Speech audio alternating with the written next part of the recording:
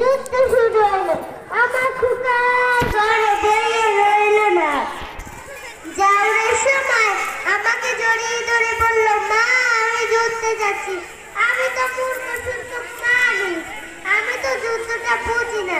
যুদ্ধটা কি বাপ? যুদ্ধ হলো দেশের অধিকার, দেশকে স্বাধীন করতে হবে, দেশকে ছিনিয়ে আনতে হবে।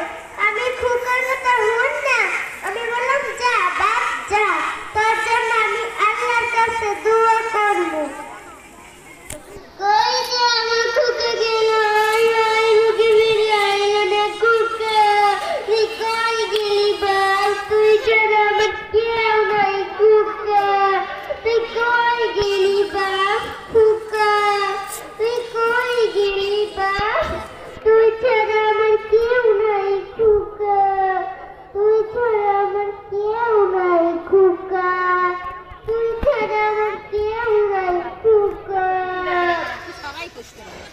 খোকা তুই কই গেলি বাপ? খোকা তুই মায়ের বুকে ফিরে আয়। খোকা তুই কই গেলি বাপ? খোকা তুই কই গেলি বাপ? খোকা তুই কই গেলি বাপ? ধন্যবাদ জান্নাতুল ফেরদৌসকে। সম্মানিত বিচারকের দৃষ্টি আকর্ষণ করছি, দুইটি নাম সংযুক্ত করে নেবেন। স্ট্যান্ডার্ড 1 এর মিহান রোল 1। সম্মানিত বিচারকদের দৃষ্টি আকর্ষণ করছি, দুইটি নাম সংযুক্ত করে নেবেন। মিহান রোল 1 এবং সাফারেজা রওনাক রোল 2।